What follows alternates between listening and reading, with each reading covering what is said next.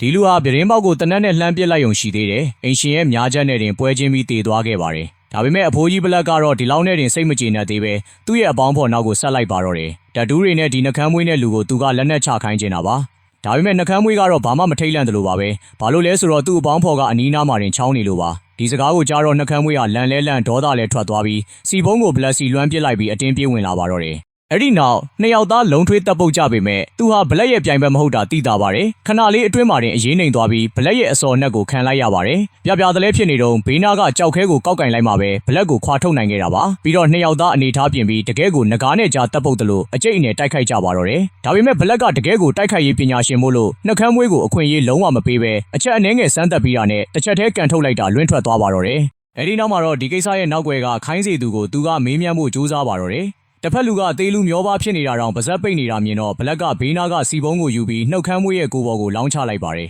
ဘသူကထင်ထားမှလဲတစ်ဖက်လူရဲ့ခိုင်မာမှုကသူ့စိတ်ကူးထက်တောင်ကြော်လွန်နေခဲ့ပါတယ်ဘလက်လက်မလို့ရသေးခင်မှာတင်နှုတ်ခမ်းမွေးဟာမီးချစ်ကိုထုတ်ပြီးသူ့ကိုယ်သူမီးရှို့လိုက်ပါတော့တယ်ဘလက်ဟာဘာအချက်လက်မှမရလိုက်ပေမဲ့သူ့စိတ်ထဲမှာတော့အဖြေကခက်ရေးရေးပေါ်နေပါပြီလွန်ခဲ့တဲ့3နှစ်ကသူကိုယ်တိုင်ထောင်ထဲပို့ခဲ့တဲ့ရဲဘော်ဟောင်းကီလဘန်ကလွဲလို့တခြားသူမဖြစ်နိုင်ပါဘူးဘာလို့လဲဆိုတော့အဲ့ဒီတုန်းကသူ့ဇနီးဟာကဲစားတာခံခဲ့ရလို့ပါတော်သေးတာကသူ့အချိန်မီရောက်သွားခဲ့လို့ပါပဲမဟုတ်ရင်တော့ပြန်ပြင်လို့မရတဲ့အကျိုးဆက်တွေဖြစ်လာနိုင်ပါတယ်။ဇနီးတဲ့ရဲ့ဘေးကင်းရေးအတွက်သူကတမင်တကာပဲသူ့ကိုအိမ်တွင်းအကြမ်းဖက်မှုနဲ့ရဲစခန်းမှာတိုင်ခိုင်းလိုက်တာပါ။အဲဒီချိန်မှာဘလက်ကတော့အခွင့်ကောင်းယူပြီးဝေးဝေးကိုထွက်ပြေးခဲ့ကကားလို့ဆိုတဲ့နေဆက်မြို့လေးမှာ3နှစ်တိုင်တိုင်နေထိုင်ခဲ့ပါတယ်။သူကပုံမှန်ဆိုရင်အရန်အေးအေးဆေးဆေးနေတတ်ပြီးဘယ်သူနဲ့မှအပေါင်းအသင်းမလုပ်ပါဘူး။သူ့ရဲ့တပည့်သစ်လေးအော်စကာကတော့အလုပ်ကြိုးစားပြီးအရန်လဲထက်မြက်တာကြောင့်ချွင်းချက်ပါပဲ။လေ့ကျင့်မှုတွေအတော်ကြာလုပ်ပြီးတဲ့နောက်မှာတော့အော်စကာဟာဘလက်ရဲ့တိုက်ခိုက်ရေးပညာတွေကိုအတော်လေးတက်မြောက်နေပါပြီ။ဒါပေမဲ့လူငယ်ပီပီအော်စကာကသူ့ကိုယ်သူတက်သေးပြကျင်နေတာပေါ့။ဒါနဲ့သူ့အကိုဟက်တာနဲ့အတူမြေအောက်လက်ဝဲပွဲသွားကြည့်ရင်သူကလည်းဝင်ပြိုင်ခြင်းစိတ်တွေဖြစ်နေပါတယ်။လူကောင်ကြီးကြီးတယောက်ကပြိုင်ဘက်ကိုထပ်နိုင်လိုက်တဲ့အချိန်မှာတော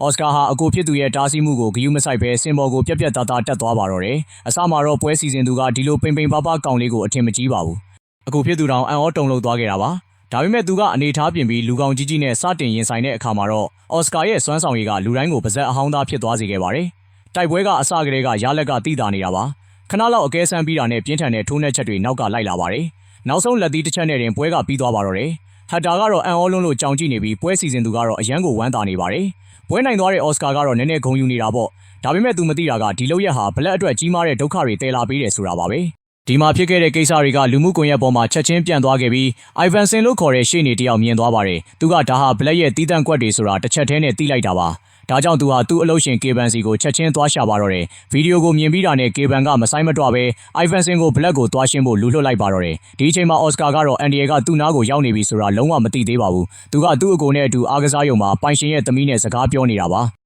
အဲ့ဒီချိန်မှာပဲအမွာညီကိုနှစ်ယောက်ဟာဝင်လာပါတော့တယ်။သူတို့ကစကားကိုလိုရင်းပဲပြောပြီးအော်စကာကိုဘလက်ပဲမှာလဲဆိုတာစုံစမ်းပါတယ်။အော်စကာကတော့ဘာမှနားမလဲသလိုဖြစ်နေပေမဲ့လူမိုက်ခေါင်းဆောင်ဖြစ်တဲ့ဟက်တာကတော့တစ်ဖက်လူကမယိုးရှင်းမှုဆိုတာတစ်ချက်တည်းနဲ့သိလိုက်ပါတယ်။သူကဘလက်ကိုမသိဘူးလို့ညင်းလိုက်ပြီးသူတို့ကိုချက်ချင်းထွက်သွားခိုင်းပါတယ်။ညီကိုနှစ်ယောက်ကလည်းအလိုက်သိစွာနဲ့ပဲဘာစကားမှမပြောဘဲထွက်သွားကြပါတယ်။အော်စကာကဒီအကြောင်းတွေကိုဘလက်ကိုပြောပြခြင်းပေမဲ့ဟက်တာကတော့ဒီအရှုပ်ထုတ်ထဲမပါခြင်းပါဘူး။ဒါပေမဲ့ညီဖြစ်သူကိုမနိုင်တာကြောင့်ဘလက်စီသတင်းသွားဖို့သဘောတူလိုက်ရပါတယ်ဒီလိုလှုပ်လိုက်တာကပဲဒီနေရာကိုဖော်ပြလိုက်တယ်လို့ဖြစ်သွားတာပါဘလက်ဟာအော်စကာပြောပြတဲ့အကြောင်းအရာတွေကိုနားထောင်ပြီးတာနဲ့တခုခုမှားနေပြီဆိုတာချက်ချင်းသိလိုက်ပါတယ်သူကတနက်ကိုထုတ်လိုက်ရင်အော်စကာနဲ့ကောင်မလေးကိုအိမ်ထဲမှာသွားပုံးနေခိုင်းပါတယ်ပြီးတော့ကားပေါ်က3ယောက်ကိုလည်းသတိပေးလိုက်ပါတယ်ဟက်တာကားပေါ်ကနေ၄ကန်နဲ့ဆင်းလာတဲ့အချိန်မှာပဲသူ့လူတယောက်ပွဲချင်းပြီးတည်သွားပါတော့တယ်ဟက်တာနဲ့ဘလက်တို့ကတော့တီတီလေးပဲအိမ်ထဲကိုပြေးဝင်နိုင်ခဲ့ပါတယ်။အိမ်ကတမဏိပြားတွေနဲ့လှုပ်ထားတာဆိုပေမဲ့ညီကိုနှစ်ယောက်ရဲ့ပြင်းထန်တဲ့တိုက်ခိုက်မှုအောက်မှာအထဲမှာပဲပုံနေလို့တော့မဖြစ်ပါဘူး။ဒါကြောင့်ဘလက်နဲ့ဟက်တာတို့ကအချိန်တစ်ခုသတ်မှတ်လိုက်ပါတယ်။ဟက်တာကဗရင်ပေါက်ကနေရန်သူပြစ်မှတ်ကိုလွှဲပေးထားပြီး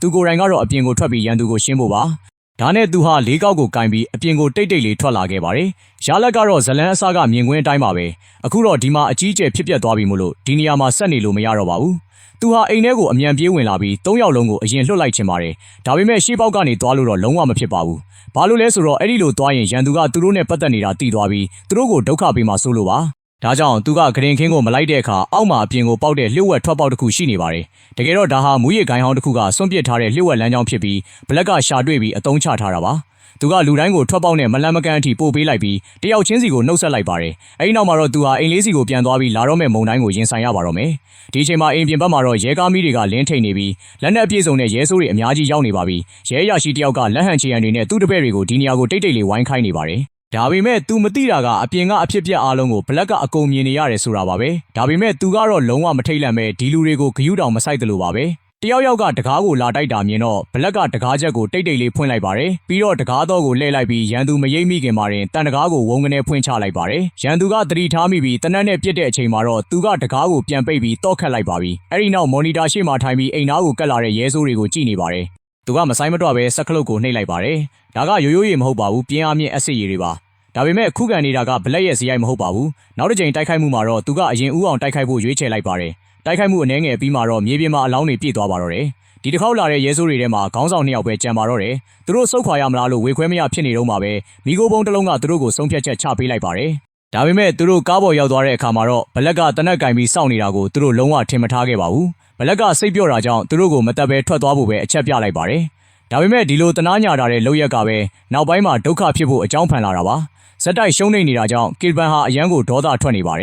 ်သူကသူ့လူတွေကိုဒေသခံရဲဆိုးကောင်းဆောင်ဗာဒက်စ်နဲ့ပူးပေါင်းခိုင်းလိုက်ပြီးဘလက်ရဲ့ဘေးနားကလူတွေကိုအရင်ကင်တွယ်ဖို့ခိုင်းလိုက်ပါတော့တယ်။ဒါကြောင့်ဟက်တာဒုက္ခရောက်ပါတော့တယ်။သူလမ်းကြားတစ်ခုတည်းရောက်တဲ့အချိန်မှာပဲသူ့လူတွေဟာရဲဆိုးတွေရဲ့ဖမ်းဆီးခြင်းကိုခံလိုက်ရပါတယ်။တစ်ဖက်လူရဲ့ချိန်ချောက်မှုအောက်မှာသူကလည်းအသာတကြီးပဲလိုက်သွားရပါတော့တယ်။တယောစရာကောင်းတာကခေါင်းဆောင်ဖြစ်နေသူဟာဘလက်လွှတ်ပေးလိုက်တဲ့ရဲနှစ်ယောက်ထဲကတစ်ယောက်ဖြစ်နေတာပါပဲ။သူတို့ရဲ့ရည်ရွယ်ချက်ကရှင်းပါတယ်ဘလက်ထွက်လာအောင်ဖိအားပေးတာပါ။တကယ်တော့အိမ်ထဲကတိုက်ပွဲဖြစ်ပြီးကတည်းကဘလက်ဟာကဘာပေါ်ကနေပျောက်ကွယ်သွားတယ်လို့ပါပဲ။ဒါပေမဲ့ဟက်တာကိုယ်တိုင်ပဲသိတာကသူတို့နှစ်ယောက်ကအဲ့ဒီလောက်ထိခင်မင်တာမဟုတ်ပဲသူကအော်စကာရဲ့အကူဖြစ်နေလို့ပါ။တစ်ဖက်လူကစိတ်မရှိတော့ပဲသူ့နေရွက်တစ်ဖက်ကိုလီဖြတ်ဖို့လုပ်နေတဲ့အချိန်မှာပဲဘလက်ဟာတနက်ကင်ပြီးအေးအေးဆေးဆေးဝင်လာပါတော့တယ်။ရဲစိုးရဲ့ချင်းချောက်မှုကိုသူကပြင်းပြင်းထန်ထန်ပြန်လည်တိုက်ခိုက်ပါတယ်။ဒါပေမဲ့အရေးကြီးတဲ့အချိန်မှာတနက်ကကြီးအောင်သွားတာကြောင့်လူအင်အားမမျှတဲ့သူဟာအဝေးကိုပဲပြေးခဲ့ရပါတော့တယ်။ခဏလောက်လိုက်တန်းပြေးတန်းကစားပြီးတဲ့နောက်မှာတော့သူ့ရဲ့ကြန့်ခိုင်မှုကလူတိုင်းကိုမောဟိုက်သွားစေခဲ့ပါတယ်။အချိန်တန်ပြီလို့ယူဆတဲ့အခါမှာတော့သူကဒီလူတွေကိုအဆုံးစီရင်ဖို့ဆုံးဖြတ်လိုက်ပါတယ်။အဲ့ဒီနောက်တစ်ဖက်လူရဲ့ဓားကိုကောက်ကင်လိုက်ပါတယ်။တကယ်တော့သူ့ရဲ့ဓားတိုင်းကလည်းလက်ဝဲတိုင်းလိုပဲအရန်ကောင်းတာပါ။နောက်ဆုံးကခေါင်းပြောင်ကြီးကတော့အခြေအနေမဟန်တာသိတာနဲ့ထွက်ပြေးဖို့လုပ်ပေမဲ့အမိခံလိုက်ရပြီးရိုက်နှက်ခံလိုက်ရပါတယ်။သူအသက်ရှင်နေတာကဘလက်ဟာခုခံနိုင်စွမ်းမရှိတဲ့သူကိုမတတ်တက်လို့ပါ။အဲ့ဒီနောက်မူလနေရာကိုပြန်သွားပြီးဟက်တာရဲ့လက်ကကြိုးတွေကိုဖျက်ပေးကနှစ်ယောက်သားကားမောင်းပြီးထွက်သွားကြပါတယ်။အဲ့ဒီအချိန်မှာပဲအော်စကာနဲ့မာရီဆိုတို့လည်းဘလက်ကိုလာရှာကြပါတယ်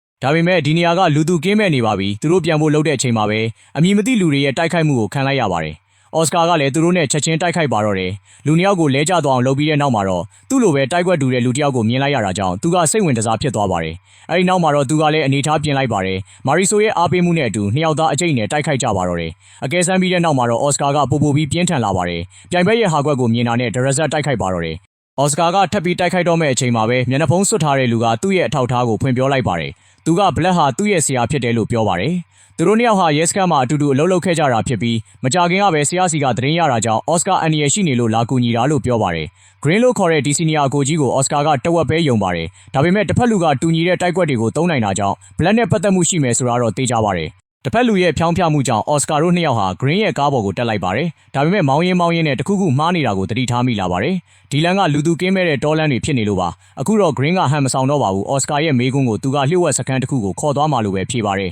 ။အော်စကာကတော့ဒါဟာထောင်ချောက်ထဲရောက်နေပြီဆိုတာချက်ချင်းသိလိုက်ပါတယ်။ဒါကြောင့်ဖုန်းရဲ့ဂျိုဒူအချက်ပြစနစ်ကိုဖွင့်ပြီးအကိုဖြစ်သူစီကိုတိတ်တိတ်လေးဖုန်းဆက်လိုက်ပါတယ်။ Green ဖြစ်နေမှန်းသိလိုက်တာနဲ့ Black က Head လက်ထဲကနေဖုန်းကိုချက်ချင်းယူလိုက်ပါတယ်။သူကအော်စကာကိုမထိတ်လန့်ဖို့နဲ့ဘလိုနီးနဲ့မဆိုတီနီယာကိုပို့ပေးဖို့ပြောလိုက်ပါတယ်။ဒါပေမဲ့အဲ့ဒီအချိန်မှာပဲသူတို့ဖုန်းပြောနေတာကို Green ကသိသွားပါတယ်။အော်စကာရဲ့ဖုန်းကိုသိမ်းလိုက်ပြီးပဒင်းပေါက်ကနေလွှင့်ပစ်လိုက်ပါတော့တယ်။နှစ်ယောက်လုံးကိုလည်းခေါင်းစွပ်တွေဆွတ်လိုက်ပါတယ်။တကယ်တော့ Green က Black ရဲ့တပည့်ဖြစ်တာမှန်ပေမဲ့သူ့ရဲ့စီးပွားရေးလမ်းကြောင်းကိုပိတ်နေတဲ့ဆရာကိုမုန်းနေတာပါ။ဒီကဘာပေါ်မှာ Black ကိုအသေးချင်းဆုံးလူက Kilban အပြင်ဒီတပည့်ပဲရှိတာပါ။ကားကမောင်းနေရင်းနဲ့ရုတ်တရက်ရပ်သွားပါတယ်။တကယ်တော့အော်စကာကအန်ဂျင်တလိုလောက်တာကြောင့်ကားပေါ်မှာအမ်မာဆိုးလို့ Green ကသူ့ကိုအောက်ဆင်းခိုင်းတာပါ။အော်စကာကလည်းဒီအခွင့်အရေးကိုသုံးပြီးဒီနေရာရဲ့တီနီယာကိုကြည့်လိုက်ပါတယ်။လူတစုဟာဗာဒက်စ်ရဲ့လျှို့ဝှက်စကန်ဖြစ်တဲ့ခြံဝင်းကြီးတစ်ခုကိုရောက်လာကြပါတယ်။ဒီအချိန်မှာကီလဘန်ရဲ့ရှေ့နေကလည်းဒီမှာဧည့်သည်အဖြစ်ရောက်နေတာပါ။သူကတစ်ဖက်လူကိုဘလက်ကိုဆက်ပြီးတတ်ဖို့နားချနေပါတယ်။ဒါပေမဲ့ဗာဒက်စ်ကတော့စိတ်မရှိတော့ပါဘူး။သူဟာဒီအတွက်ကြောင့်သူ့လူတွေအများကြီးဆုံးရှုံးထားရပေမဲ့အခုထိဘာအကျိုးမြတ်မှမရသေးလို့ပါ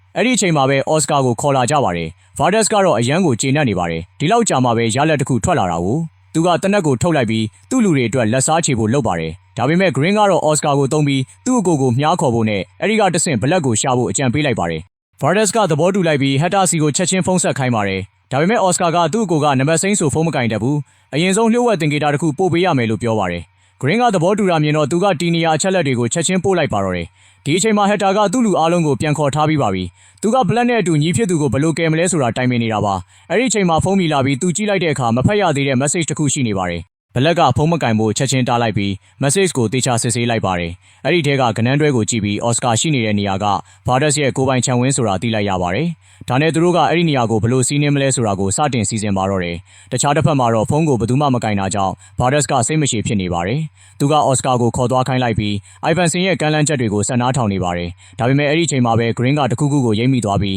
းအော်စကာပို့လိုက်တဲ့ကနန်းတွဲတွေမှာပြဿနာရှိတယ်လို့ထင်လာပါတယ်ဒါနဲ့သူ့အလုပ်ရှင်ကိုတတိပေးဖို့လုပ်ပေမဲ့နောက်ကျသွားပါပြီ။ဘာလို့လဲဆိုတော့ဟက်တာလူတွေကဒီကိုရောက်နေပြီမို့လို့ပါ။ရဲဆိုးလေးတယောက်အသက်ခံရတာနဲ့အတူတိုက်ပွဲကလည်းတရားဝင်စတင်ပါတော့တယ်။အပြင်ကတနက်တန်တွေကြောင့်အိမ်ထဲကလူတွေလည်းလန့်သွားကြပါတယ်။ Green ရဲ့ကာကွယ်မှုနဲ့အတူ Virus ကိုဘေးကင်းတဲ့နေရာကိုရွှေ့ပြောင်းလိုက်ကြပါတယ်။သူတို့ကလက်နက်တိုက်စီကိုတွားပြီးအသီးသီးလက်နက်တွေရွေးကြပါတယ်။အဲ့ဒီအချိန်မှာ Ivanson ကအချိန်မတော်အကြံတစ်ခုပေးပါတယ်။သူက Virus ကို Oscar နဲ့ကောင်မလေးကိုတပ်ပစ်ဖို့ပြောပါတယ်။ဒါပေမဲ့ Virus ကတော့အဲ့ဒီလိုမတွေးပါဘူး။ဒီလူနှစ်ယောက်ကအရေးကြီးတဲ့အချိန်မှာသူ့အတွက်အသက်ကယ်ကပြဖြစ်လာနိုင်လို့ပါ။ Ivanson ကတော့အခုချိန်မှာတကယ်ကိုအနှောက်အယှက်တစ်ခုဖြစ်နေပါပြီ။တကားဝါကတိုက်ပွဲကတော့အရှိန်မြင့်နေပြီးနှစ်ဖက်လုံးကတေဆုံးတန်ရာရတာတွေရှိနေပါတယ်။ဒီအချိန်မှာဟက်တာလည်းရောက်လာပါတော့တယ်။လူမိုင်းနှစ်ယောက်ကိုမြင်တော့သူကတနက်နဲ့လှမ်းပစ်ပါတယ်။ဒါပေမဲ့တနက်ထဲမှာကကြီးအလွတ်တွေဖြစ်နေပါတယ်။အပြစ်ခံရတဲ့လူနှစ်ယောက်တောင်ကြောင်သွားရပါတယ်။တော်သေးတာကဘလက်အချိန်မီရောက်လာပြီးသူ့ကိုကူညီပေးလိုက်လို့ပါ။ခေါင်းဆောင်ရောက်လာတာနဲ့အတူသူ့လူတွေအများကြီးလည်းရောက်လာကြပါတယ်။အခြေအနေကချက်ချင်းပြောင်းလဲသွားပြီးတစ်ဖက်သက်တပ်ဖြတ်မှုကြီးဖြစ်လာပါတော့တယ်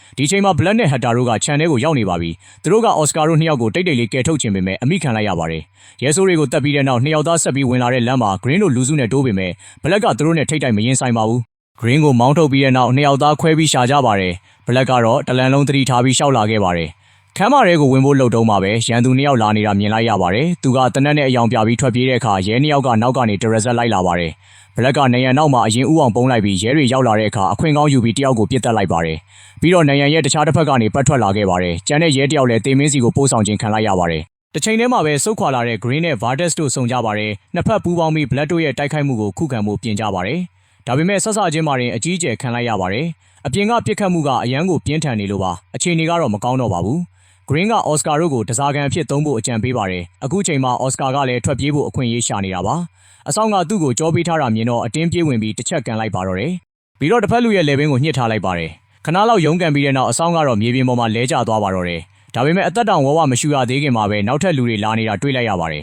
။လာတဲ့သူကတော့ Green ပါပဲ။တစ်ဖက်ကမာရီဆိုကသူ့ကိုအာယုံလွှဲထားတဲ့အချိန်မှာ Oscar ကနောက်ကနေအလစ်ဝင်တိုက်ခိုက်ပါတယ်။နှစ်ယောက်သားတနက်ကိုမလွတ်တမ်းလူကြရင်နဲ့ Oscar ကတနက်ကိုမြေပေါ်ရိုက်ချလိုက်ပါတယ်။ပြီးတော့ Green ရဲ့မျက်နှာကိုလက်သီးနဲ့တစ်ချက်ဆော်လိုက်ပါတယ်။တိုက်ခိုက်ရေးပညာမှာတော့ Green ဟာ Oscar ရဲ့ပြိုင်ပွဲမဟုတ်ပါဘူး။နှစ်ယောက်သားဆက်ပြီးအကျိတ်နဲ့တိုက်ကြပါတယ်။ Green ကတော့အမြဲတမ်းအရေးနှိမ့်နေတာပါ။နောက်ဆုံးနေရင်းနဲ့မြေပြင်ပေါ်ကလက်နက်ကိုသူကောက်ကင်လိုက်ပါတယ်။ဒါပေမဲ့တနက်အပြစ်ခံရတာကတော့ Green ပါပဲ။တကယ်တော့မာရီဆိုကနောက်ကနေပြစ်လိုက်တာပါ။ဘလက်ရောက်လာတဲ့အချိန်မှာတော့နှစ်ယောက်သား Green ရဲ့ဒဏ်ရာကိုပတ်တီးစီးပေးနေကြပါတယ်။သူကရဲကိုဖုံးဆက်ထားပြီးပြီမို့လို့ကျန်တာကိုရဲတွေပဲရှင်းလိမ့်မယ်လို့ပြောပါတယ်။အဲ့ဒီနောက်၃ယောက်သားထွက်လာခဲ့ကြပြီးမလုံနိုင်တော့တဲ့ Green ကတော့ဥပဒေရဲ့ပြစ်ဒဏ်ကိုစောင့်ဆိုင်းနေရပါတော့တယ်။ဒါပေမဲ့၃ယောက်သားမထင်မှတ်ထားတာကတကားဝရောက်တော့ထွက်ပြေးဖို့လုပ်နေတဲ့ Vardes နဲ့တိုးတာပါပဲ။အပြန်အလှန်ပြစ်ခတ်မှုမှာဘလက်ရဲ့တနက်ထဲမှာကြီးစံကုန်သွားပါတယ်။သူတို့ကတော့ခုခံနေုံပဲတက်နိုင်ပါတော့တယ်။ Vardes ကကြီးစံအစ်စ်ထည့်ပြီးနောက်ဆုံးတစ်ချက်ပြစ်ဖို့လုပ်နေတဲ့အချိန်မှာဟက်တာကတော့တခါပဲဖြစ်ဖြစ်အားကိုးလို့ရသွားပါတယ်။ရုပ်ရှင်တွေထဲမှာလိုပဲရဲတွေကတော့တိုက်ပွဲပြီးမှရောက်လာကြတာပါ။